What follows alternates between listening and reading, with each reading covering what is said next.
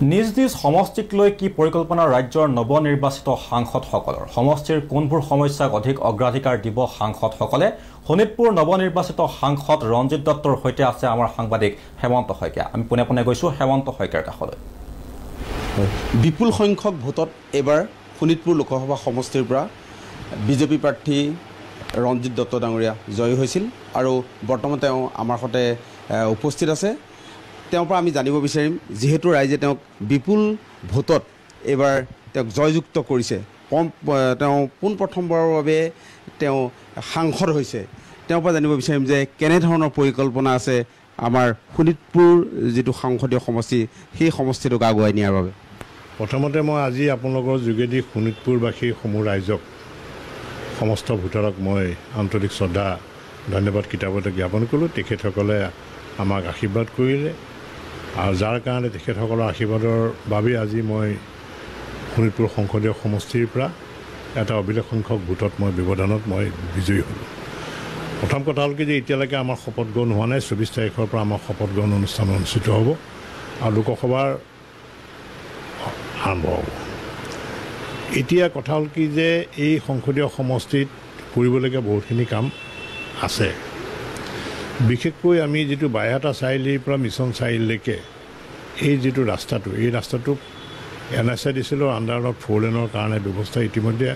হাতত লৈছে আমি জানিব পাৰিছোঁ আৰু সেই কামখিনি ক্ষিপ্ৰভাৱে আগুৱাই নিবৰ বাবে মই আগন্তুক যি আমাৰ সংসদ হ'ব অধিৱেশন হ'ব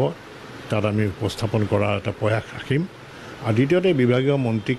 এই বিষয়ে মই অৱগত কৰিম দ্বিতীয়তে আৰু বিহপুৰীয়াৰ পৰা আমাৰ গড়পুৰলৈকে এই জেগাটো যাতায়াতৰ কাৰণে ৰাস্তা আছে তাত NSIDCৰ আণ্ডাৰত 4 লেনৰ ৰাস্তা নহয় গতিকে ইতিমধ্যে আপোনালোকে নিশ্চয় গম পাইছে যে কলাবাৰী মাজেদি গৈ পেলাই হাৱাজানত লৈ এখন টানেল হ'ব টানেলৰ যোগেদি আমি নুমলীগড়লৈকে আমি এটা টানেল হ'ব গতিকে এই ৰাস্তাখিনিও মই ভাবোঁ যে NSIDCলৈ বা 4 লেনৰ ৰাস্তালৈ পৰিৱৰ্তন হ'ব গতিকে এইখিনি কাম আছে দ্বিতীয়তে আৰু এটা ডাঙৰ কাম আছে যে ইয়াত আমাৰ ৰাজধানী এক্সপ্ৰেছখন বিশ্বনাথ চাৰিআলিত ষ্টপেজ নাই এতিয়া বিশ্বনাথ চাৰিআলিবাসীৰ বাবে ডাঙৰ এটা দাবী আছে এইবাৰ যেতিয়া মই নিৰ্বাচনৰ প্ৰচাৰ যেতিয়া গৈছিলোঁ তাৰ সচেতন ব্যক্তিসকলে মোক এইটো কথা কৈছিলে যে ৰাজধানী এক্সপ্ৰেছখন এটা ষ্টপেজ ৰাখিবৰ কাৰণে তেখেতে দাবী কৰিছে মই এই বিষয়ে মই ৰেল বিভাগৰ লগত মই আলোচনাত নিশ্চয় মিলিত হ'ম আৰু মই চেষ্টা কৰিম যে ৰাজধানী এক্সপ্ৰেছখন বিশ্বনাথ চাৰিআলিত ৰখোৱাৰ বাবে সেইটো সময়ে ক'ব গতিকে এনেকুৱা ধৰণৰ পৰিকল্পনা আৰু বহুত পৰিকল্পনা আছে আমি আৰম্ভণিয়ে কৰিছোঁ ৰাইজৰ মতামত ৰাইজৰ দিয়া পৰামৰ্শ বিভিন্ন সংগঠনৰ দিয়া পৰামৰ্শ সেইখিনি আমি গ্ৰহণ কৰিম আৰু পৰৱৰ্তী পৰ্যায়ত সমষ্টিটোক আমি আগুৱাই লৈ যোৱা বা অধিক ক্ষিপ্ৰভাৱে উন্নয়নৰ ধাৰাত লৈ যোৱাৰ আমি প্ৰচেষ্টা হাতত ৰাখিম প্ৰথম যিটো কাম আপুনি সেইটো প্ৰথমটো কি কৰিম বুলি ভাবিছে প্ৰথম মোৰ কামটো হ'ল আপুনি চাওক যে মিছন চাৰিআলিৰ পৰা যিটো বাইহাটা এই 4 লেনৰ এই কামটো অধিক গতি যাতে আগুৱাই যাব পাৰোঁ DPR পৰা আৰম্ভ কৰি টেণ্ডাৰৰ পৰা আৰম্ভ কৰি এই কামটো মই ফাৰ্ষ্ট প্ৰায়ৰিটি বেচিছত মই ভাবিছোঁ আৰু এটা কথা যে যিহেতু আপুনি লোকসভালৈ নিৰ্বাচিত হ'ল আৰু বিহালী বিধানসভা সমষ্টিত উপ নিৰ্বাচন হ'ব যে আপুনি কি ভাবিছে কেনেধৰণৰ প্ৰাৰ্থীক ইয়াৰ পৰা আপোনালোকৰ দলে টিকেট দিয়াটো বিচাৰিছে ইয়াত আমি বিভিন্ন জাতি জনগোষ্ঠীৰ লোক আছোঁ ইয়াত সকলো জাতি জনগোষ্ঠীৰ উন্নয়নমূলক আঁচনিবিলাক সকলো জাতি জনগোষ্ঠীৰ মাজলৈ যাতে যাব পাৰে এই ধৰণৰ এজন প্ৰাৰ্থীক মই ইয়াৰ পৰা প্ৰাৰ্থিত্ব দিয়াত মই বিচাৰিছোঁ মই বিচৰা নহয় আমাৰ দলে বিচাৰিছে আৰু আমাৰ ৰাইজে বিচাৰিছে গতিকে মই এইটোৱে আশা ৰাখিম যিগৰাকী প্ৰাৰ্থী ইয়াত ইলেকশ্যন খেলিব তেওঁ যাতে দলৰ সাংগঠনিক কাম কাজত বা দলৰ কাৰ্যকৰ্তাসকলৰ বা ৰাইজৰ বিশ্বাসত লৈ ৰাইজক আস্থাৰ বিশ্বাসত লৈ তেওঁ আগন্তুক 1.5 বছৰ তেওঁ বিহালী সমষ্টি উন্নয়ন কৰিব আৰু সেই 6টা পঞ্চায়ত বাদ পৰি যোৱা 6টা পঞ্চায়তো তেওঁ ইয়াত যি ধৰণে উন্নয়ন হৈছে তাতো তেওঁ উন্নয়ন কৰিব লাগিব মই এনেকুৱা ধৰণৰ প্ৰাৰ্থী বিচাৰিছোঁ আৰু এটা কথা যে কালি বিহালীলৈ প্ৰদেশ কংগ্ৰেছৰ সভাপতি ভূপেন বৰা আহিছিলে তেওঁ কৈছে যে এইবাৰ পঞ্চায়ত নিৰ্বাচনত তেওঁ নিজে বিহালীত থাকি তেওঁ দলীয় প্ৰচাৰ কৰিব প্ৰয়োজন হ'লে ঘৰে ঘৰে যাব বিজেপিৰ বিৰুদ্ধে তেওঁ প্ৰচাৰত জড়িত হ'ব কি ক'ব ভূপেন বৰাৰ যি কথাটো কৈছে যে তেওঁ নিজে ইয়াত থাকি ল'ব এবাৰ তেওঁ এই যিটো তেওঁ ভাবিছে যে আৰু তেওঁলোকৰ প্ৰাৰ্থীক জয়যুক্ত কৰাবলৈ তেওঁলোকে উঠি পৰি লাগিব নিশ্চয় কংগ্ৰেছে সেইটো প্ৰচেষ্টা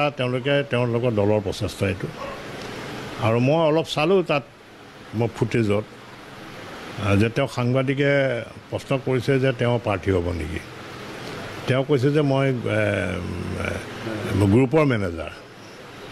তেওঁ গ্ৰুপৰ মেনেজাৰ বুলি কৈছে আৰু প্লেয়াৰ বুলি কোৱা নাই গ্ৰুপৰ মেনেজাৰ বুলি কৈছে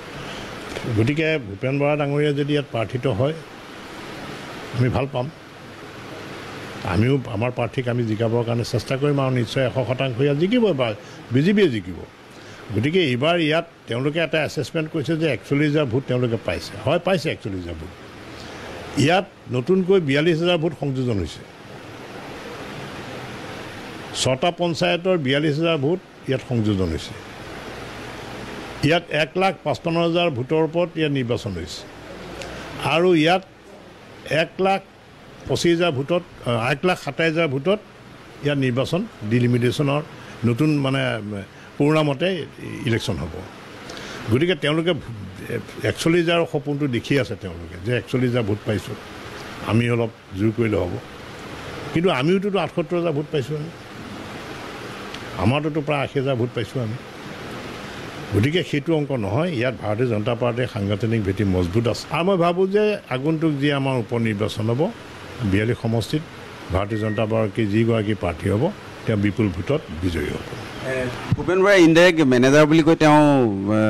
ইয়াত নিৰ্বাচনত প্ৰতিদ্বন্দ্বিতা নকৰাৰ কথাকে ইংগিতে দিছে যেন লাগিছে আপুনি কি ভূপেন বৰাক আহ্বান জনাব নেকি মইতো ভাল পাম যদি ভূপেন বৰাই ইয়াত ইলেকশ্যন খেলে আৰু তেওঁ নিশ্চয় খেলিব লাগে এইটো কাৰণে তেওঁ কংগ্ৰেছ দলৰ ৰাজ্যিক সভাপতি হয় গতিকে এটা সুযোগ এটা